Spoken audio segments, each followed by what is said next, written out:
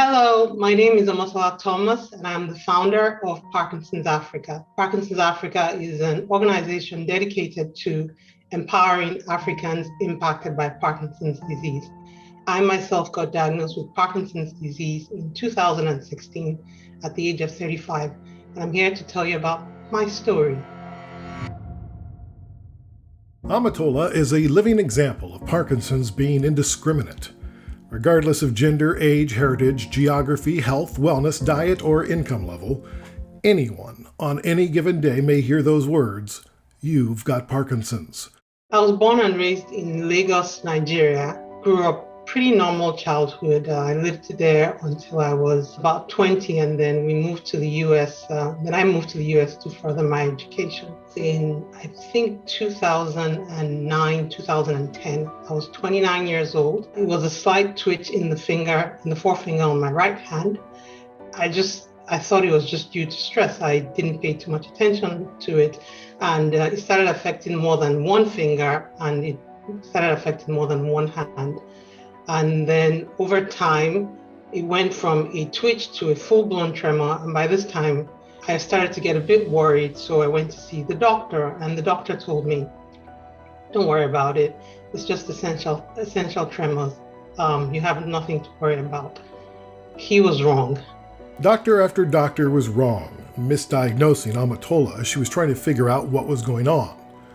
She was a black woman in her 20s, and no doctor thought, probably Parkinson's. The day that I got my diagnosis, I remember feeling very calm. I wasn't anxious. I wasn't scared. I wasn't happy or elated, but I was calm. And I remember leaving the doctor's office and feeling very, very determined. I think that's the word. I felt determined. I felt like being silent about Parkinson's. I felt like silence equaled subjugation. And I didn't want that. And so I decided to put myself out there, reach out to other people with Parkinson's, volunteer for Parkinson's. And in the process of doing that, in the process of expanding my network within the Parkinson's community, I realized that as much support I got from that community, there was something missing.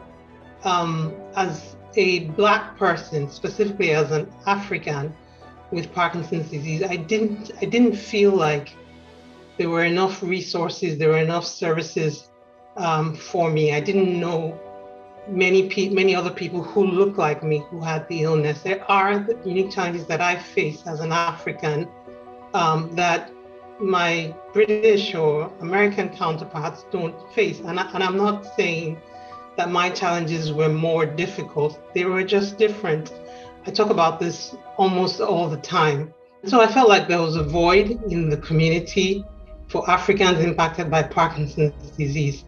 And I remember feeling really, really, really lonely.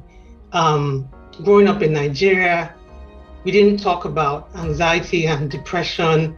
Basically, if you had a roof over your head, you had food, you had water, you should be happy, So here I was going through depression, not understanding what was going on, feeling frustrated, not really being able to articulate and explain myself to my family. For Omotola, it became apparent that as a woman from an African nation in her 20s and 30s, her experience with the disease was less relatable than most. Trying to network with other Africans impacted by Parkinson's disease, trying to find other people in other parts of the continent. So I got connected with people in Cameroon, in Kenya, Uganda, Ghana, South Africa, Ethiopia. I thought about making Parkinsons Africa a platform where all the different African support organizations come together, unify our voices. We're trying to do this in a few different ways. One, by creating educational materials to help improve awareness of the illness across the continent, to reduce stigma and misconceptions, print, audio, and digital educational materials about Parkinson's disease, and we're translating it into at least a dozen languages spoken across Africa. We're working with different foundations to help improve access to medication. There are many people across the continent who can't afford the basic medication that is needed to live with this type of illness. In Nigeria, we partnered with the FARA Foundation, and through them, 200 patients in Nigeria are being funded with free Parkinson's medication. 10 to 20 patients in Cameroon, 30 in Uganda, 75 in Ghana, and other parts of Africa. It gives me great joy and great pleasure to be able to do this and to be able to be a part of the solution to such an important issue. The story of Omotola is, to my mind, really one of inspiration and resilience. When she heard the diagnosis, she must have been devastated, but at the same time, you can hear in her words that there was a sense of relief, because now she knew the name of the beast, so she could start the fight with the beast. And in her case, she decided to become an ambassador in the fight against Parkinson's, but in particular for her fellow patients in Africa. Now imagine if you live in a continent where having a roof over your head, having clean water to drink, should be enough to make you thankful. Now you're being dealt a diagnosis of Parkinson's disease.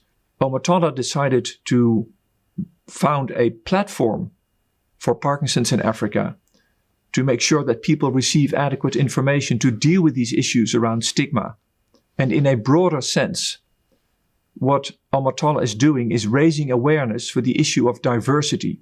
I think we as a community are not doing nearly enough with issues around poverty, access to care, differences in cultural status, racial status, socioeconomic status. We should take care of everyone with Parkinson's in the world, and Omotola is an inspirational leader in this regard.